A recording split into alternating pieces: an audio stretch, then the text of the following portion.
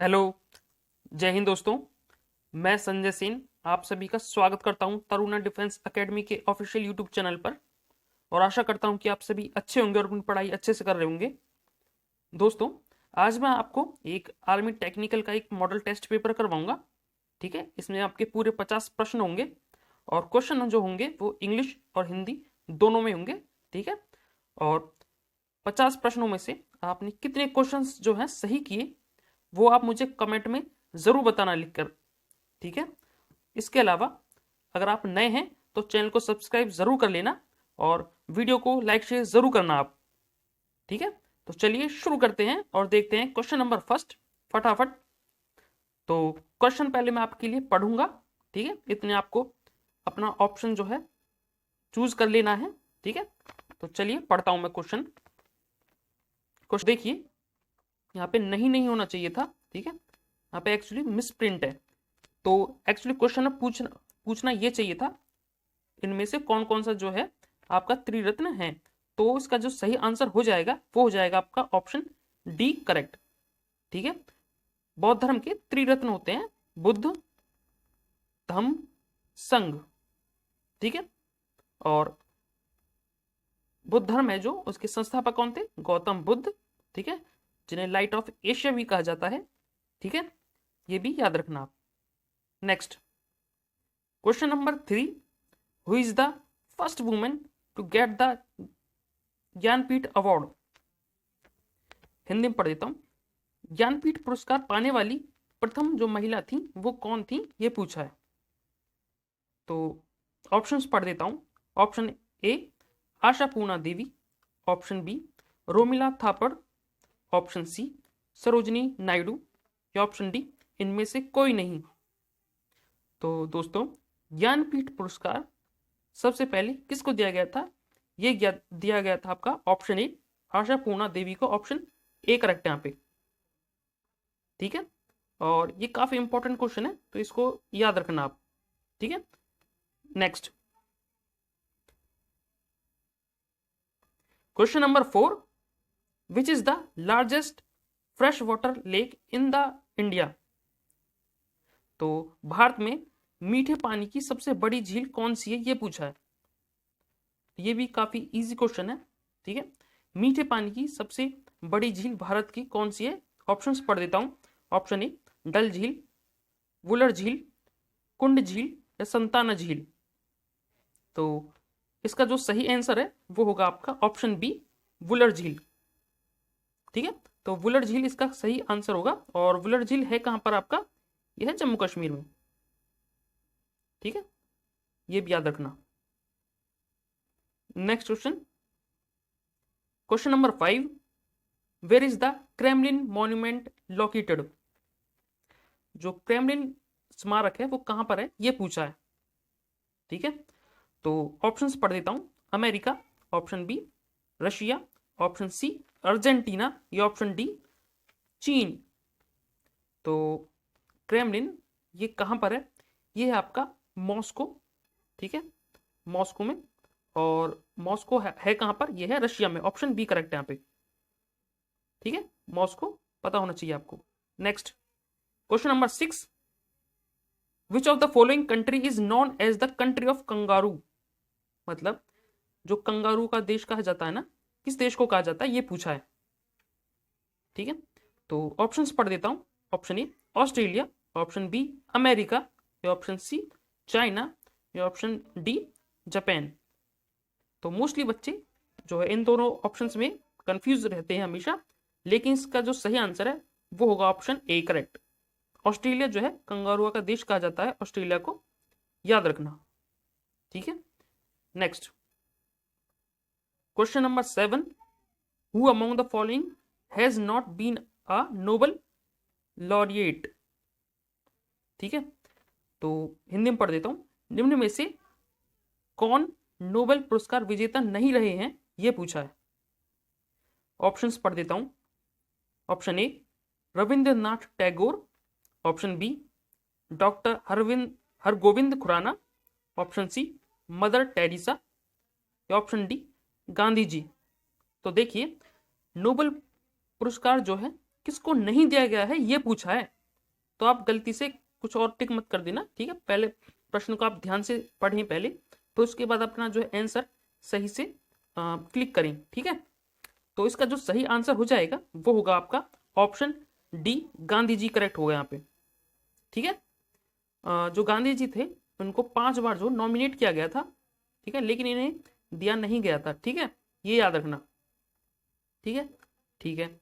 और mother Teresa जो थी उनको दिया गया था शांति के लिए, है ना, सद्भावना के लिए। और जो डॉक्टर हरगोविंद खुराना जी थे, इनको कृत्रिम जो जीन है उनके लिए दिया गया था। और जो ऑप्शन ए है रविंद्रनाथ टैगोर जी, इनको इनकी जो नोवेल है कौन सी जो गीतांजलि है उसके लिए दिया गया था, ठीक है, याद रखना। Next question number 8, Dhanvantari award is given in which of the following fields. जो धन्वंतरी पुरस्कार है निम्न में से किस क्षेत्र में दिया जाता है ये पूछा है। तो धन्वंतरी जो अवार्ड है, ये पुरस्कार है, ये आपका दिया जाता है। और ये धन्वंतरी थे कौन, ये काफी बड़े जो है चिकित्सक थे अपने टाइम के, ठीक है। तो इसका जो सही आंसर हो जाएगा वो हो जाएगा ऑप्शन बी करेक्ट हो जाएगा यहाँ पे, ठीक है। चिकित्सा से संबंधित थे धन्वंतरी, तो याद रखना पुरस्कार भी दिया जाता है चिकित्सा के क्षेत्र में, ठीक है। Next question number 9, who was the author of the famous book Buddhacharitam, ठीक है। जो बुक है बुद्ध चरितम, इसके लेखक कौन थे ये पूछा है। ऑप्शन आपके सामने, विष्णु शर्मा, ऑप्शन बी अश्व घोष, या ऑप्शन सी फिरदौसी, या ऑप्शन डी रस खान। तो काफी इंपॉर्टेंट बुक है ये, ठीक है। तो इसका जो सही आंसर हो जाएगा वो हो जाएगा आपका ऑप्शन बी अश्व घोष, ठीक है। अश्व घोष ही थे जिन्होंने बुद्ध चरितम लिखा था, ठीक है। और विष्णु शर्मा ने लिखे थे पंचतंत्र, ठीक है। और फिरदौसी जो थे इन्होंने शाहनामा लिखा था, ठीक है, ये भी याद रखना। और रस खान की जो बुक है वो है प्रेम वाटिका, ठीक है, ये याद रखना। Next question, question number 10, who gave this slogan मारो फरंगी को, मतलब जो मारो फरंगी का जो नारा दिया था वो किसने दिया था ये पूछा है। तो ऑप्शन आपके सामने, Bhagat Singh, option B Mahatma Gandhi, option C Mangal Pandey, या ऑप्शन डी जयप्रकाश नारायण। तो मारो फरंगी को, ठीक है, ये जब दिया गया था स्वतंत्रता संग्राम के टाइम पर, और ये दिया किसने था, ये दिया था मंगल पांडे ने, ठीक है, वेरी इंपॉर्टेंट, ठीक है। Next question number 11, what is the intensity of an earthquake measured by. जो भूकंप की तीव्रता को मापा जाता है वो किसके द्वारा मापा जाता है, एक्चुअली ये पूछा है। तो इसका जो है पॉइंट पॉइंट आपका आंसर याद होना चाहिए इन चीज़ों का, ठीक है। ऑप्शंस देख के या फिर आप जैसे आप क्वेश्चन पढ़ो तो इसका सीधा सीधा आंसर आपके दिमाग में आ जाना चाहिए, और इसका सही आंसर होगा वो हो जाएगा आपका रिएक्टर, ठीक है। तो इसका ऑप्शन सी जो है करेक्ट आंसर हो जाएगा। और बैरोमीटर जो है आपका दाब मापने के लिए यूज होता है, थर्मोमीटर पर टेम्परेचर, और एनीमोमीटर जो हवा की गति को नापने के लिए यूज होता है, ठीक है। तो ये सारे आपको याद होने चाहिए। नेक्स्ट क्वेश्चन नंबर 11, अगर आपको वीडियो पसंद आ रही है तो प्लीज़ वीडियो को लाइक ज़रूर कर दें आप एक, और कोई अच्छा सा कमेंट कर देना ज़रूर। और ये मेरी फर्स्ट वीडियो है इस चैनल पर, ठीक है। तो आप प्लीज़ वीडियो को लाइक शेयर और मुझे सपोर्ट कीजिए ताकि मैं आपके लिए और अच्छा अच्छा कंटेंट लाता रहूं, ठीक है। तो question number 12, how many what's in one horse power, मतलब एक हॉर्स पावर में कितने वॉट होते हैं। तो इसका तो किस सबको पता ही होगा, एक हॉर्स पावर में 746 जो है वॉट होते हैं। ऑप्शन बी करेक्ट है यहाँ पे, ठीक है। नेक्स्ट क्वेश्चन नंबर 13,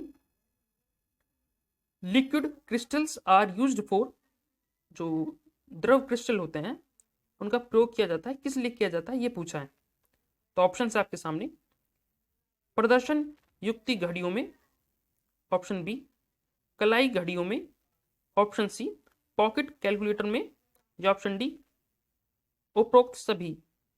तो इसका जो सही आंसर हो जाएगा वो हो जाएगा आपका ऑप्शन डी करेक्ट है यहाँ पे, ठीक है। जो क्रिस्टल्स यूज होते हैं वो एक्चुअली सभी में यूज होते हैं, वॉचेज में भी होते हैं, कलाई घड़ियों में भी होते हैं, और जो कैलकुलेटर होते हैं उनमें भी होते हैं। तो इस वजह से उपरोक्त सभी जो है आपका सही आंसर हो जाएगा। Next question number 14, which of the following measures the density of water. जो दूध के घनत्व को मापने के लिए किसका प्रयोग किया जाता है ये पूछा है। तो ऑप्शन आपके सामने, option A barometer, option B lactometer, option C hydrometer, या ऑप्शन डी इनमें से कोई नहीं। ठीक है, तो दूध का घनत्व जो मापने के लिए यूज होता है वो होता है आपका ऑप्शन बी लैक्टोमीटर। ठीक है, दूध में लैक्टोज होते हैं, तो लैक्टोज को चेक करने के लिए लैक्टोमीटर यूज ऐसे याद कर सकते हो आप। ठीक है, next question number 15, the science of time measurement is. समय मापक विज्ञान है, मतलब समय मापने के लिए जो विज्ञान होता है वो कौन सा होता है ये पूछा है। तो समय मापने के लिए जो यूज होता है समय विज्ञान, वो यूज होता है हॉरोलॉजी। ऑप्शन बी करेक्ट है यहाँ पे। ठीक है, समय मापने के जो विज्ञान को कहते हैं, जो स्टडी होती है उसे हॉरोलॉजी कहते हैं। ठीक है, next question number 16, weightlessness is felt in which of the following conditions.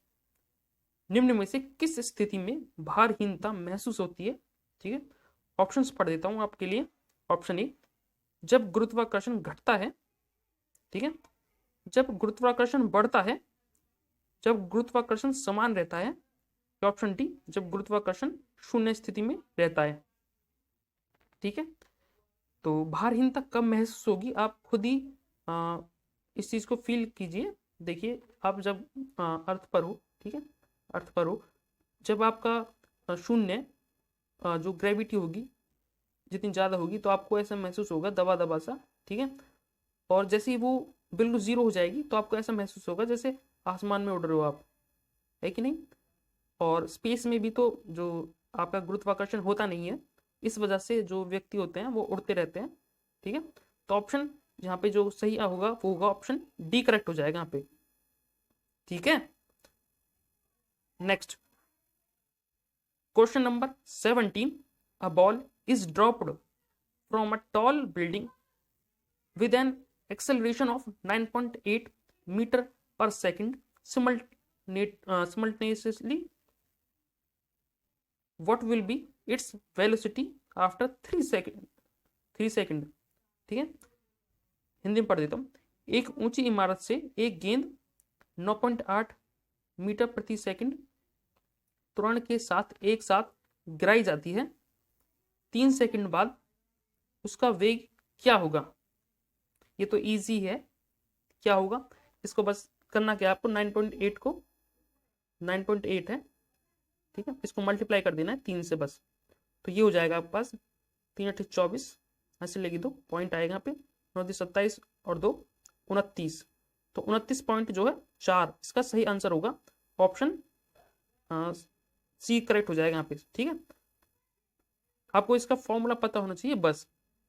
ठीक है, बस फॉर्मूला में भी मल्टीप्लाई करना होता है तो आपका सीधे सीधे आंसर वेग आ जाता है। ठीक है, next question number 18, when is the maximum weight of the human body. मानव शरीर का अधिकतम भार कब होता है। ऑप्शन आपके सामने, ऑप्शन ए विषुवत रेखा पर at the equator, option B ध्रुवों पर at the poles, option C पृथ्वी की सतह पर on the surface of the earth, option D इनमें से कोई नहीं। तो सबसे ज्यादा जो ह्यूमन का शरीर जो होता है हमारा, सबसे ज्यादा भार कहाँ फील होता है हमें, वो होता है आपका पोल्स पर, ध्रुवों पर। ऑप्शन बी करेक्ट हो जाएगा यहाँ पे। ठीक है, नेक्स्ट, ठीक है, इस वजह से। Next question number 20, which force is used for the flow of water is in river. मतलब नदियों में पानी के बहाव के लिए कौन सा बल प्रयोग किया जाता है होता है ये पूछा है। तो ऑप्शंस आपके सामने, ऑप्शन ए गुरुत्वाकर्षण बल यानी ग्रेविटेशनल फोर्स बोलते हैं जैसे, या ऑप्शन बी घर्षण बल जिसे फ्रिक्शनल फोर्स बोलते हैं, या ऑप्शन सी अपकेंद्रीय बल जिसे सेंट्रीपिटल फोर्स बोलते हैं, या ऑप्शन डी इनमें से कोई नहीं। तो देखिए, नदियों के पानी के बहाव के लिए कौन सा बल यूज होता है? तो आपको पता ही होगा, इसका जो सही आंसर होगा वो होगा ऑप्शन बी करेक्ट हो जाएगा यहाँ पे, घर्षण बल। ठीक है, घर्षण ही तो होता है जब पानी फ्लो होता है तो, ठीक है, उस वजह से। ग्रेविटी तो यूज नहीं होती, ग्रेविटी तो, और अब केंद्रीय बल भी यूज नहीं होता है ना। Next question number 21, the force product is, जो बल का गुणनफल है वो क्या होता है? तो बल का जो फोर्स जो होता है वो होता है m इंटू ए। ठीक है, मास इंटू एक्सेलरेशन होता है, तो ये हो जाएगा आपका ऑप्शन ए करेक्ट हो जाएगा, मास इंटू एक्सेलरेशन ये होता है। ठीक है, next question number 22, on what rules do washing machine works? Hindi में पढ़ देता हूं, वॉशिंग मशीन किस नियम पर काम करती है ये पूछा है। तो वॉशिंग मशीन जो आपका काम करती है वो करती है आपका ऑप्शन बी, यानी अपकेंद्रीय बल पर। ठीक है, अपकेंद्रीय बल में ही वो ऐसे ऐसे घूमती है। ठीक है, और गुरुत्व बल पर तो नहीं होगा, घर्षण बल भी नहीं होगा, संसंजक बल भी नहीं होगा। ठीक है, ऑप्शन बी करेक्ट हो जाएगा यहाँ पे। Next question number 23, when moving object is also doubled, what will be the effect of the kinetic energy? जब एक चलायमान वस्तु का जो वस्तु है उसे दो गुना कर दिया जाता है जो होता है, ठीक है, तो उसी गति ऊर्जा है उस पर क्या प्रभाव पड़ेगा? तो ये हो जाएगी आपकी, अगर देखिए जो आपकी वस्तु होती है उसकी स्पीड को दो गुना कर देते हैं, ठीक है, तो जो होता है इनका रेशो जो हो जाता है वो होता है 1:2। ठीक है, अगर इसे दो गुना करोगे स्पीड को तो ये भी दो गुना होगी, यानी 4 गुना हो जाएगी वो ओवरऑल। ठीक है, तो ऑप्शन ए करेक्ट हो जाएगा यहाँ पे, 4 गुना। ठीक है, तो आपको जो है न्यूमेरिकल के बारे में पता होना चाहिए, थोड़ा थोड़ा, ज़्यादा नहीं पता होगा तब भी काम चल जाएगा आपका। ठीक है, थोड़ा थोड़ा पता होना चाहिए लेकिन आपको। Next question number 24, the escape velocity of the earth is, पृथ्वी का पलायन वेग है, मतलब इनमें से कौन सा है ये पूछा है। तो ऑप्शंस आपके सामने ये, तो पृथ्वी का जो पलायन वेग होता है वो होता है आपका 11.2 किलोमीटर पर सेकेंड। ठीक है, ये तो मतलब पता ही होता है सभी को। Next question number 25, why are rain drops spherical, मतलब जो वर्षा की बूंदें होती हैं वो गोलाकार क्यों होती हैं ये पूछा है ना। जो वर्षा की बूंदें होती है वो इस तरह से होती है ना, तो वो क्यों होती हैं ये पूछा है। तो ऑप्शंस आपके सामने, पृष्ठ तनाव के कारण, यानी सरफेस टेंशन बोलते हैं जिसे, ऑप्शन बी गुरुत्वाकर्षण यानी ग्रेविटी की वजह से, ऑप्शन सी अपकेंद्रीय बल की वजह से यानी जिसे सेंट्रीफ्यूगल जो फोर्स बोलते हैं वो, या ऑप्शन डी इनमें से कोई नहीं। तो देखिए इसका जो सही आंसर है वो गोलाकार क्यों होती है, वो होती है आपके सरफेस टेंशन की वजह से। ठीक है, तो ऑप्शन ए करेक्ट हो जाएगा यहाँ पे। आपको अगर सीधे सीधा पता है ना तो इन ऑप्शंस पढ़ने की जरूरत नहीं है, सीधा आंसर ही टिक करना है आपको। ठीक है, नेक्स्ट क्वेश्चन नंबर 26, अभी आपके मैथ्स के क्वेश्चंस जो हैं शुरू हो गए हैं, तो मैथ्स के क्वेश्चंस आपको करवाऊंगा मैं। तो पहले क्वेश्चन को पढ़ूंगा आपके लिए, इतने आपको सॉल्व कर लेने क्वेश्चंस। तो क्वेश्चन है 26, what will be the simple interest on a sum of 16,000 for 4 years at the rate of 3% simple interest per annum, मतलब 16,000 रुपए की धनराशि है, 3% की साधारण ब्याज की दर से 4 साल का साधारण ब्याज पूछा। ये तो सिंपल ही क्वेश्चन है, इसमें तो करना ही क्या है। इसका फॉर्मूला क्या होता है एसआई निकालने का, ये होता है आपका P into R into T upon 100, है कि नहीं। सिर्फ आपको इतना सॉल्व करना और आपका सीधे सीधे आंसर आ जाएगा। P यानी 16,000, रेट क्या है आपका यहाँ पे, यानी दर क्या है वो है 3%। ठीक है, और 4 साल के लिए निकालना है तो 4 से मल्टीप्लाई करके परसेंट की बटे में 100 से कर दो भाग। ठीक है, तो 0 से 0 कट जाएगी 2, तो ये हो जाएगा 4 से 12, 12 की जब 160 से मल्टीप्लाई करोगे तो आएगा 0, 12 72, तो हासिल लगी 7, 12 कम 12, 12 और 7 19। ठीक है, तो 1920 इसका सही आंसर होना चाहिए, ऑप्शन सी करेक्ट है यहाँ पे। ठीक है, आपको इतना सब लिखने की जरूरत नहीं है, फॉर्मूला अगर आपको चीजें पता है तो आपको इतना ही करना है बस डायरेक्टली। ठीक है, आई होप आपको क्वेश्चन समझ में आया होगा। नेक्स्ट क्वेश्चन नंबर 27 कहता है the volume of a cuboidal room is 8000 centimetre. यहाँ पे जो है, यहाँ पे आप जो है, यहाँ पे 8000 दिया हुआ ना, सेंटीमीटर में दिया हुआ, ये गलत है। यहाँ पे आप जो है सेंटीमीटर ये कर लेना। ठीक है, which is equal to the volume of a cube shaped room. ठीक है, then find the side of the cube. मतलब एक घनाकार कमरा है जिसका आयतन दिया हुआ आपको 8000 घन सेंटीमीटर। ठीक है, और जो एक घन के आकार वाले कमरे के आयतन के बराबर है, तो ज्ञात कीजिए घन की भुजा क्या होगी, ये पूछा है। तो ये तो इजी ही है। ठीक है, मतलब आप एक्चुअली आपको जो आयतन होता है, वॉल्यूम होता है, वो इक्वल दिया हुआ है बस आपको यहाँ पे। ठीक है, घनाभ का और घन का। ठीक है, बस वो बराबर दिए हुए हैं और आपको ये सॉल्व करना है। तो घन का जो आयतन होता है वो होता है a⁻3, यानी भुजा की पावर 3, जो बराबर दिया हुआ आपको 8000 के। ठीक है, ये इसके बराबर दिया हुआ आपको, और आपको a की वैल्यू यहां से जो आएगी वो आएगी आपके पास 20। ठीक है, यहां से 20 आ जाएगी, और आपसे पूछा क्या है, घन की भुजा, यही तो पूछा है आपसे। ऑप्शन सी करेक्ट हो जाएगा यहाँ पे। ठीक है, इतनी बड़ी लैंग्वेज से आपको डरना नहीं है, और आप लेकिन आपका जो आंसर है वो सिर्फ 2 ही लाइन का है। ठीक है, जितना बड़ा आपका प्रश्न होता है उतना ही छोटा आपका आंसर होता है। ठीक है, सिर्फ आपको लैंग्वेज समझनी है क्वेश्चन की। नेक्स्ट क्वेश्चन नंबर 28, ये भी काफी बड़ा लग रहा होगा दिखने में, लेकिन इतना बड़ा है नहीं ये। ठीक है, तो समझने की कोशिश करना क्वेश्चन को। कहता है Allu Arjun goes from Kerala to Mumbai by train at 20 km/h and comes back at 30 km/h and he takes total 5 hours to travel. Then find the total distance covered by the Allu Arjun. Hindi में पढ़ देता हूं। अल्लू अर्जुन केरल से मुंबई 20 किलोमीटर प्रति घंटे वाली ट्रेन से जाता है तथा 30 किलोमीटर प्रति घंटे की गति से वापस आता है, तथा उन्हें आने जाने में जो है 5 घंटे लगते हैं कुल।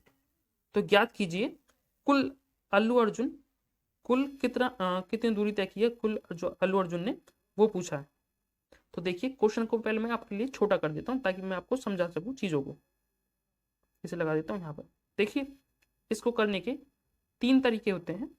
ठीक है, इसका जो सही तरीका है, सही क्या सभी सही होते हैं, लेकिन इसका जो सबसे छोटा तरीका है वो इसका है फॉर्मूला।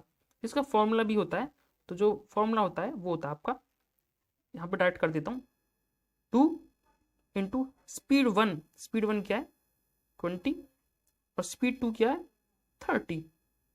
ठीक है, अपॉन में दोनों स्पीड जो होती है उनको ऐड कर देना होता है और मल्टीप्लाई कर देता है जितना टाइम लगा है उससे कितना टाइम लगा, 5 घंटे लगा है ना टोटल। तो बस ये सॉल्व करना है आपको, 0 से 0 काट दो, 5 से 5 कट जाएगा। ठीक है, और इसे मल्टीप्लाई कर लो आप, हो जाएगा 60, 60 दूरी 120। ऑप्शन ए करेक्ट हो जाएगा, यहाँ पे 120 किलोमीटर की दूरी है। ठीक है, जो अल्लू अर्जुन ने तय की। आई होप आपको ये क्वेश्चन समझ में आया होगा। अगर आप इस क्वेश्चन का बेसिक समझना चाहते हो मुझसे, तो आप मेरा जो ऑफिशियल जो टेलीग्राम ग्रुप है, जो चैनल है मेरा ऑफिशियल, उस पर जाइए आप। उस पर मैंने आपको इसे बेसिक से ही बताया हुआ है। ठीक है, तो मेरा जो ऑफिशियल जो चैनल है वो है ये edu4u। ठीक है, ये मेरा ऑफिशियल यूट्यूब चैनल है। आप वहां से भी आप मुझसे मैथ पढ़ सकते हो चाहो तो, अदरवाइज मैं यहाँ पे आपको पेपर्स करवाऊंगा ही। नेक्स्ट क्वेश्चन नंबर 29 इसमें कहता है if A plus B plus C आपको बराबर दिया हुआ 9000 के, ठीक है, और ए बी सी का जो रेशियो दिया हुआ आपका ये, और ए माइनस बी का मान पूछा है आपसे। ये तो इजी है, आप एक काम करो, इनको सम कर लो तीनों का, ये हो जाएगा आपका 10, ठीक है। इसकी जो वैल्यू दी हुई है आपको वो दी हुई है 9000, ठीक है। तो एक यूनिट की वैल्यू कितनी आएगी यहाँ से, वो आएगी 900, है कि नहीं, ठीक है। लेकिन आपसे पूछा है ए बी की जो डिफरेंस पूछा है, तो इन दोनों का डिफरेंस देखिए कितना है, 2 यूनिट है कि नहीं। ए बी का रेशो में देखिए ना, 5 और 3 का जो डिफरेंस है वो 2 यूनिट है, तो 2 यूनिट निकाल लेंगे यहाँ से, ये हो जाएगा 1800। लेकिन ऑप्शन में जो दिया हुआ नहीं है, तो इसका मतलब ऑप्शंस गलत है यहाँ पे, तो 1700 जो है उसे 1800 कर लेना, ठीक है। ऑप्शन सी करेक्ट हो जाएगा उस हिसाब से, तो इसका जो सही आंसर है वो हो जाएगा 1800, ठीक है। नेक्स्ट क्वेश्चन नंबर 30 कहता है if the product of 3 consecutive numbers is 210, ठीक है, then what will be the sum of the 2 smaller numbers. यदि 3 क्रमिक संख्याओं का गुणनफल 210 है तो 2 छोटी संख्याओं का योग क्या होगा, ये पूछा है। तो देखिए ये काफी लॉजिकल क्वेश्चन है, मोस्टली बच्चे इस क्वेश्चन को नहीं कर पाएंगे, इस बात की मैं गारंटी लेता हूँ, ठीक है। तो इस चीज को समझने की कोशिश करना। देखिए इस क्वेश्चन को करने का जो तरीका है वो एक ही तरीका है, वो है फैक्टराइजेशन, ठीक है। और फैक्टराइजेशन में आप एक काम कीजिए, आपको यहाँ पे जब 21 देखते हो आप, तो आपको क्या क्या वैल्यूज दिखती हैं। एक तो दिखता होगा यहाँ पे 7, ठीक है, और एक दिखता होगा आपको 3, है कि नहीं। तो आप एक काम करो, 7 से पहले इसे भाग करो, मतलब फैक्टर करो इनके 7 से लेके, तो 7 हो जाएगा, फिर बचेगा कितना, ये बचेगा 30, ठीक है, ठीक है। अभी आपको इनका इसका जो है फैक्टर करने पड़ेंगे, इसके भी। एक तो हो जाएगा 7 यहाँ पे, और एक हो जाएगा आपका एक तो फैक्टर भी 2-3 बनेंगे इसके।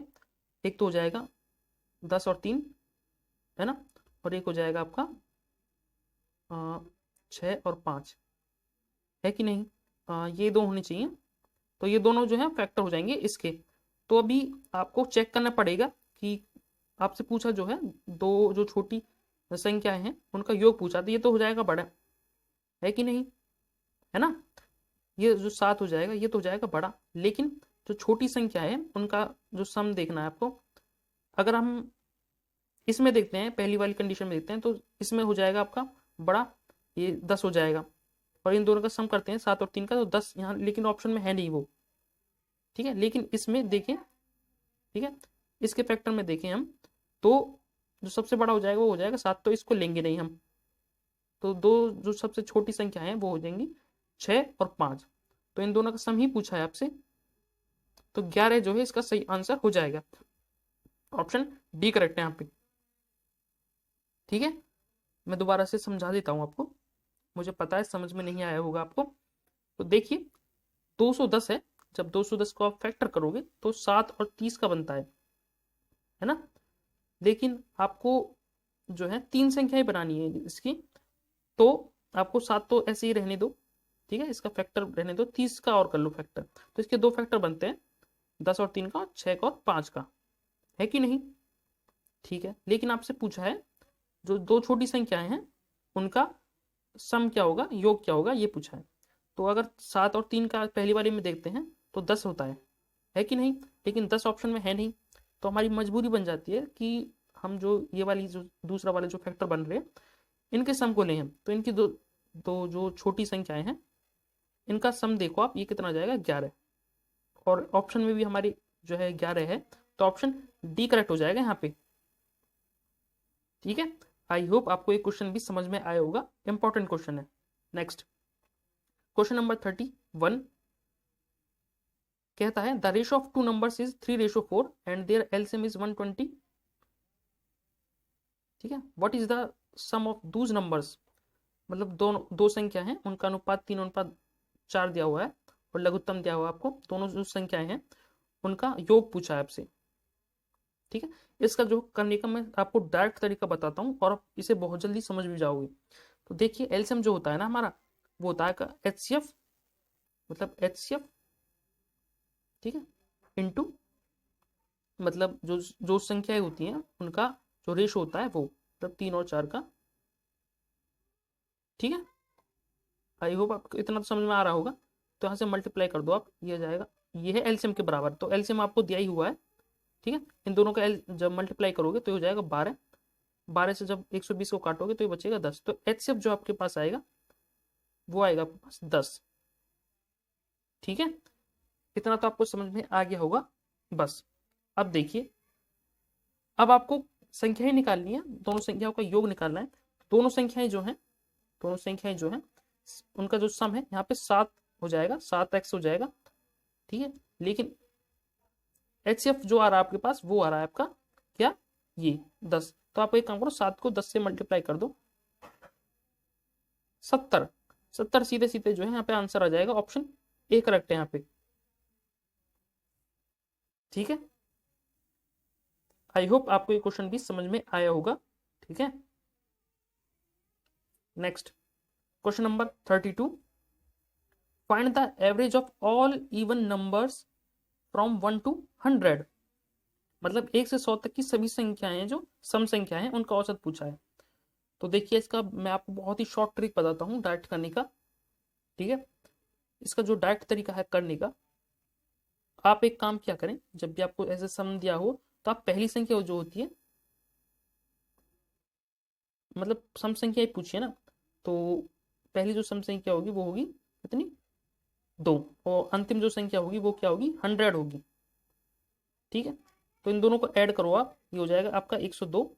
और आपको सिर्फ सिंपली 2 से भाग दे देना है, ये हो जाएगा 51। तो 51 इसका जो है सही आंसर होना चाहिए। ऑप्शन ऑप्शन गलत है इसकी। ठीक है, यहाँ पे 51 कर लेना। ठीक है, ऑप्शन सी करेक्ट हो जाएगा फिर। ठीक है, आई होप ये भी क्वेश्चन आपको समझ में आया होगा। और आपको ऐसे ही करने हैं जब भी आपको सम वाले क्वेश्चन दिया हो, ठीक है, और आपको अगर विषम वाली संख्या दी हो तब भी मैं आपको बताऊंगा नेक्स्ट जो पेपर करवाऊंगा उसमें। ठीक है, तो आप जो है वीडियो को लाइक जरूर कर देना अगर आपको वीडियो पसंद आ रही है। ठीक है, और आपको और मॉडल टेस्ट पेपर चाहिए ऐसे ही, तो आप मुझे कमेंट करके जरूर बताना। ठीक है, next question number 33, the cost price of 24 oranges is equal to the selling price of 18 oranges, then find the profit percentage. मतलब 24 संतरों का जो क्रय मूल्य है वो 18 संतरों के विक्रय मूल्य के बराबर है, तो लाभ प्रतिशत ज्ञात कीजिए। देखिए इस क्वेश्चन को करने का भी मैं आपको डायरेक्ट तरीका बताता हूँ। जब भी आपको लाभ प्रतिशत ऐसे निकाल, अब तो यहाँ पे अगर आपसे पूछता है यहाँ पे कि लाभ प्रतिशत या हानि प्रतिशत ज्ञात कीजिए, तब आपको जो है सोचना पड़ता और लिखना पड़ता। लेकिन इसमें ज़्यादा लिखने की जरूरत है नहीं आपको। अब आपको करना क्या है ये समझिए। आपको सबसे पहले अगर इस टाइप का क्वेश्चन दिया हो तो इन दोनों का डिफरेंस देख लिया करो। तो इनका डिफरेंस है कितना, 6। और जो छोटी संख्या होती है, जब भी लाभ प्रतिशत पूछे तब बोल रहा हूँ मैं, ठीक है, हर बार मत लगा देना। और बटे में कर देना 18 से डिवाइड, और मल्टीप्लाई कर देना 100 से। ये जाएगा 3 पर। 100 को जब 3 से डिवाइड करोगे तो यह जाएगा 33.3%। ठीक है, ऑप्शन बी करेक्ट हो जाएगा यहाँ पे। ठीक है, तो ऐसी ही मैं आपको बहुत सारी ट्रिक्स सिखाऊंगा करने की। बेसिक से तो सभी कर लेते हैं, लगभग सभी बच्चे कर लेते हैं। ठीक है, आपको शॉर्ट मेथड्स भी आने चाहिए। Next question number 34, if the average of, ये नंबर्स का जो है एवरेज दिया हुआ आपको 15, then find the value of x। मतलब x की जो वैल्यू है ये पूछिए। तो कैसे करेंगे इस क्वेश्चन को, तो आप एक काम कीजिए, इनको ऐड कर लीजिए। ठीक है, इसके दो तरीके होते हैं करने के क्वेश्चन को। एक होता है वो थोड़ा आपको एडवांस मेथड होता है, लेकिन उससे बताने की जरूरत नहीं है मुझे अभी। ठीक है, जब आप बेसिक से पढ़ोगे तभी आपको वो समझ में आएगा। तो आप एक काम करो, इनको सम कर लो आप इनका। ठीक है, तो सम करोगे तो ये हो जाएगा, ये हो जाएगा 18, हो जाएगा 33, इसको ऐड करोगे तो हो जाएगा 33, ये हो जाएगा आपका 47, और ये हो जाएगा आपका 68, और ये हो जाएगा आपका 93। ठीक है, 93 प्लस x, और ये दिया है औसत, लेकिन ये है सम। तो आप औसत का जो है सम कर लो, 15 इंटू ये कितनी संख्याएं हैं, 1 2 3 4 5 6 7, तो सम हो जाएगा इनका 105। 15 7 105 होता है ना, 105। ठीक है, ठीक है। अब एक्स की वैल्यू यहाँ से सीधी सीधी आ जाएगी आपके पास 12। ठीक है, आई होप ये क्वेश्चन भी आपको समझ में आया होगा। ऑप्शन सी करेक्ट है आपके पास। ऐसे करना है आपको फटाफट से क्वेश्चन को एग्जाम में।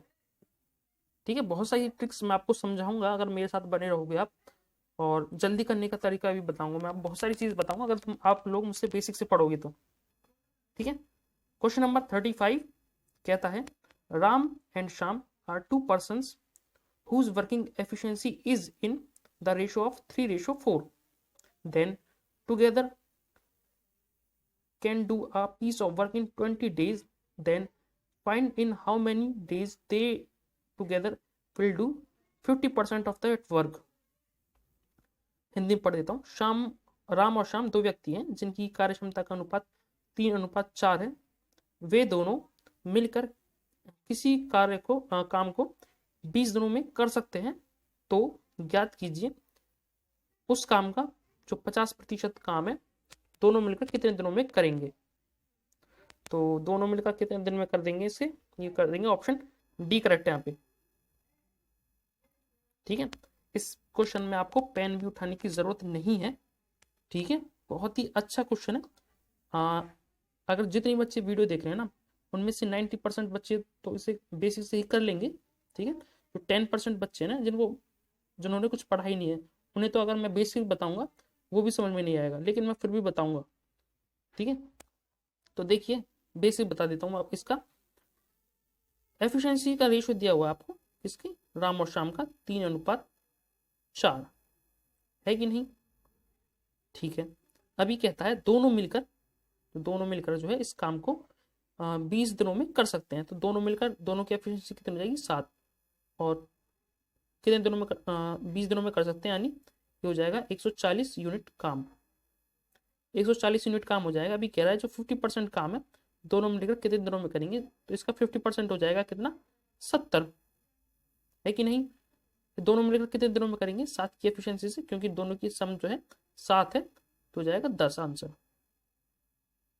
ठीक है, आई होप ये क्वेश्चन भी आपको समझ में आया होगा। इजी क्वेश्चन, क्योंकि जो एफिशिएंसी होती है जो टोटल वर्क होता है ना, वो होता है आपका, बस आपको कुछ बच्चों को ये समझ में नहीं आ रहा होगा, उसके लिए बता रहा हूँ मैं।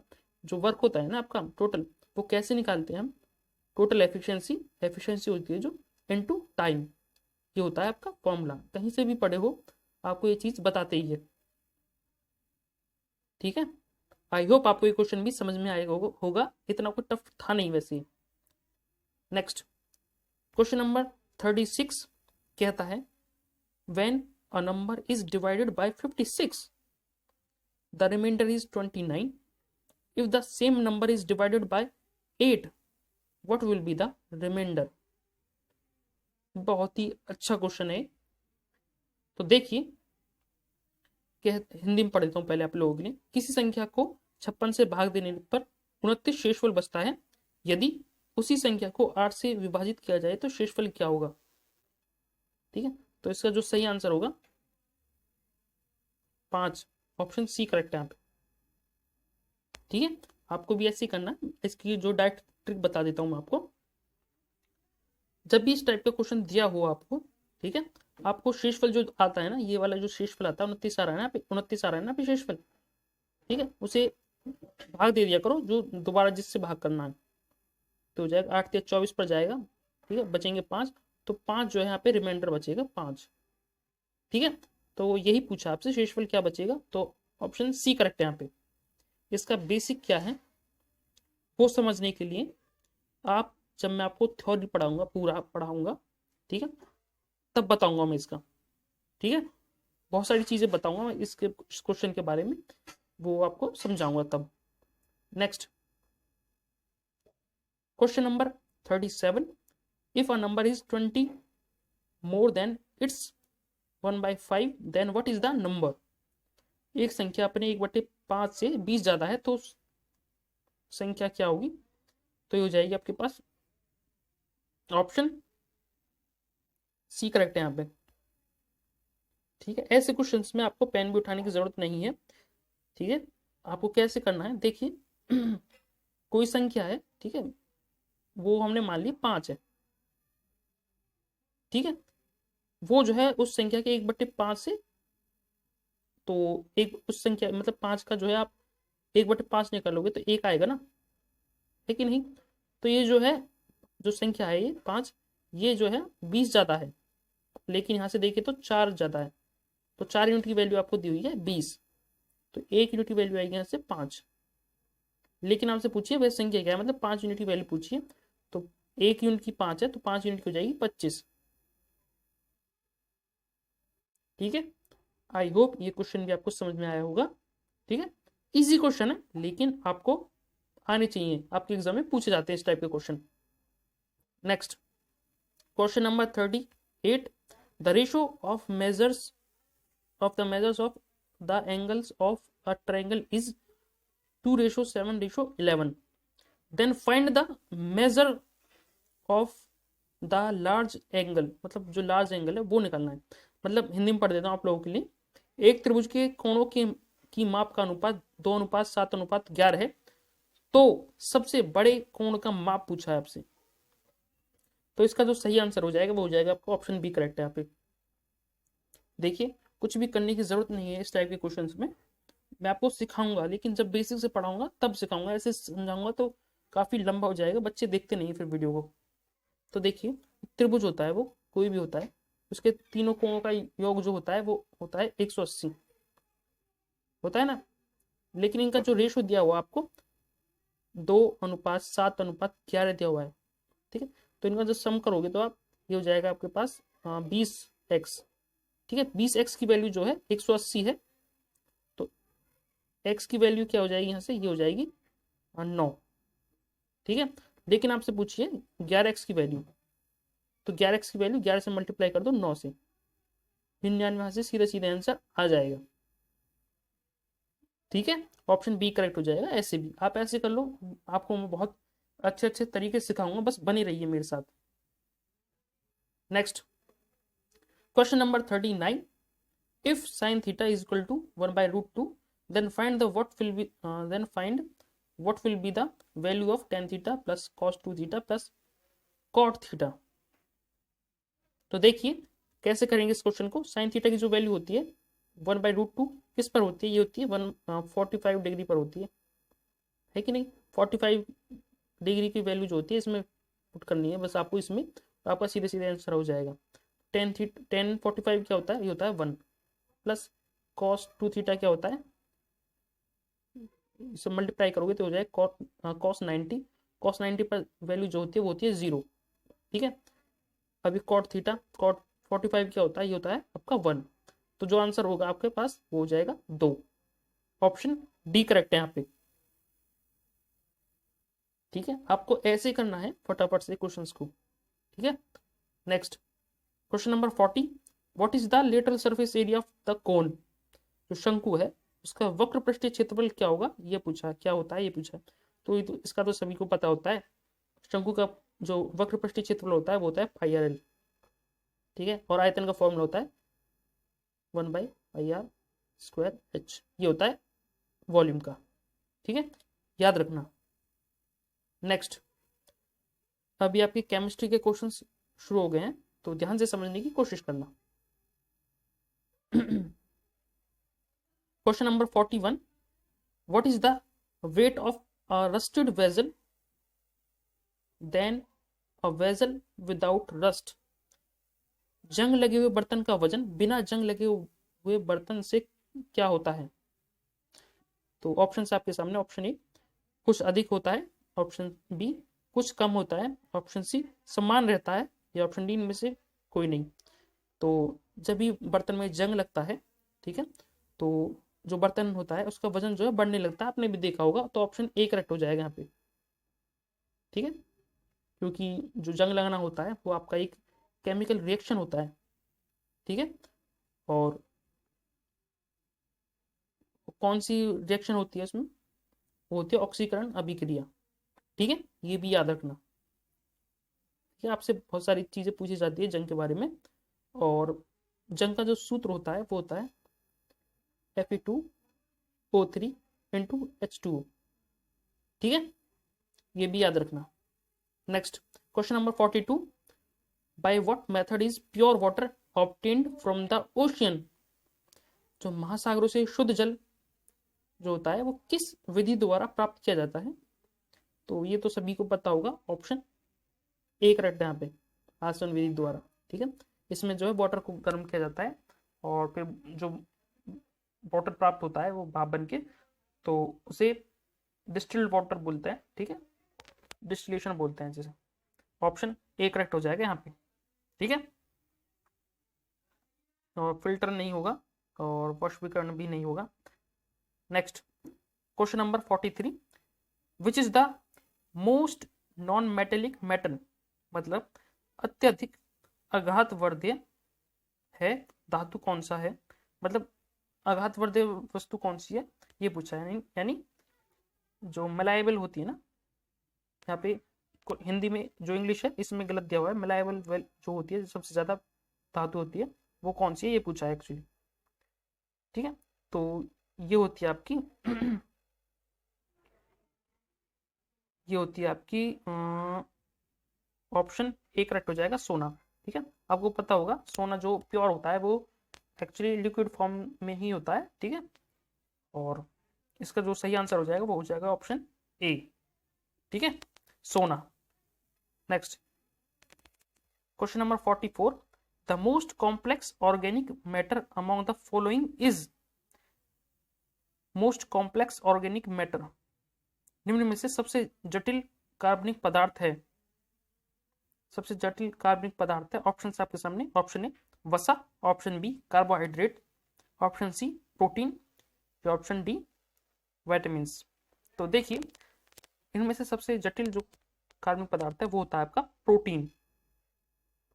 ठीक है, जो 20 जो एमिनो एसिड से मिलकर बना होता है। ठीक है, ये भी याद रखना, प्रोटीन आपके जो है बॉडी को ग्रोथ करने में हेल्प करता है। ठीक है, आपके शरीर की जो टूट फूट होती है उसमें मदद करता है। और जो विटामिन होते हैं वो आपका जो क्या बोलते हैं उसे मेटाबॉलिज्म को बढ़ाता है। ठीक है, और कार्बोहाइड्रेट जो आपको एनर्जी देता है बॉडी में। ठीक है, और जो ए होता है मतलब वसा होती है जो, ये भी आपको एनर्जी ही देती है। ठीक है, next question number 45, what is the freezing point of fresh water. तो ताजा पानी होता है उसका हिमांक बिंदु क्या होता है, किस बिंदु पर जम जाता है, तो वो जम जाता है 0 डिग्री सेल्सियस पर। ठीक है, ऑप्शन ए करेक्ट हो जाएगा यहाँ पे, इसका तो सभी को पता होगा। नेक्स्ट, और 100 डिग्री पर वो मतलब गर्म हो जाता है बहुत ज्यादा, खदक नहीं रखता है। ठीक है, next question number 46, what is galvanized iron. जो गैल्वेनाइज्ड लोहा होता है वो क्या होता है ये पूछा है इनमें से। तो ऑप्शन आपके सामने, कच्चा लोहा, ऑप्शन बी स्टील का एक रूप होता है, या ऑप्शन सी लोहे पर चढ़ा जस्ता, या ऑप्शन डी इनमें से कोई नहीं। तो जो गैल्वेनाइज्ड लोहा होता है वो एक्चुअली इसका मतलब ये होता है जब लोहा जब जंग लगने लगता है, ठीक है, उस पर जस्ता चढ़ाया जाता है। ठीक है, तो ऑप्शन सी करेक्ट हो जाएगा यहाँ पे। ठीक है, लोहे पर चढ़ा जस्ता। ठीक है, next question number 47, what is the maximum number of electrons then that can be included in the M shell. M shell में अधिकतम कितने इलेक्ट्रॉनों का समावेश आ सकता है। तो ये आ सकता है आपका एम में जो होते हैं वो 18 होते हैं। ठीक है, तो ऑप्शन सी करेक्ट हो जाएगा यहाँ पे। ठीक है, के में होते हैं आपके 2 और एल में होते हैं आपके कितने 8। ठीक है, और एम हो गया, एन में होते हैं 32। ठीक है, और किसे निकालते कैसे हैं इसे, ये निकालते इसे 2 इंटू एन स्क्वायर, ये फॉर्मूला होता है इनको निकालने का। अगर कभी आप भूल जाओ तो इसमें अप्लाई कर दिया करो। ठीक है, आपका सीधे सीधे आंसर आ जाता है, किसी का भी पूछे आप निकाल पाओगे इससे। Next question number 48, what is the main component of bones and teeth. हड्डियों तथा दांतों का मुख्य घटक क्या है ये पूछा है। तो ऑप्शन आप सामने, option A calcium nitrate, option B calcium hydroxide, या ऑप्शन सी कैल्शियम फॉस्फेट, या ऑप्शन डी कैल्शियम मैग्नीशियम। तो ये तो बिल्कुल ही नहीं होना, ये तो बोलने में भी गलत लग रहा है तो इसका जो सही आंसर होगा वो होगा option C correct, calcium phosphate. ठीक है, जो हमारा दांत और हड्डियां बनी होती है वो होती है कैल्शियम फॉस्फेट की बनी। ठीक है, याद रखना। Next question number 49, where is sodium stored, where is sodium stored, ये पूछा है।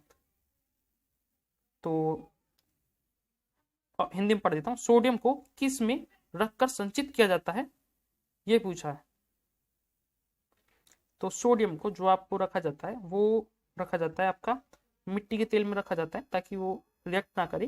ठीक है, इस वजह से। तो ऑप्शन देते हैं, ऑप्शन ए जल में, ऑप्शन बी वनस्पति में, ऑप्शन सी मिट्टी के तेल। मिट्टी का तेल सही है यहाँ पे। ठीक है, मिट्टी का तेल सही है, मिट्टी के तेल में रखा जाता है उसे, ताकि वो रिएक्ट ना करे।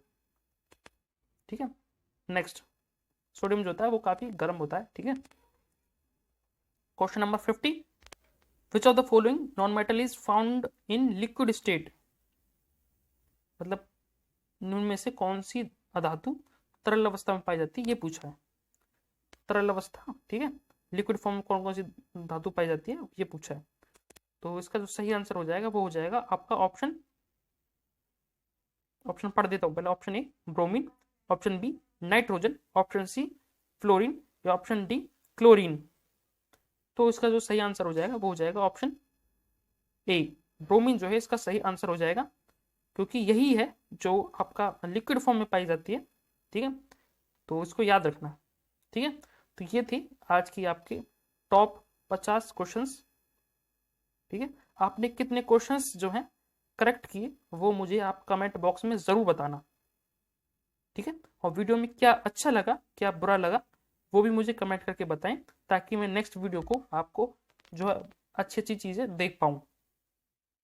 ठीक है, और मुझे सपोर्ट कीजिए, वीडियो को लाइक शेयर जरूर करिए अगर आपको ऐसे ही मॉक पेपर और चाहिए तो। ठीक है, तो ओके बाय दोस्तों, all the best for your exams. तैयारी करते रहिए, पढ़ते रहिए। बाय, जय हिंद।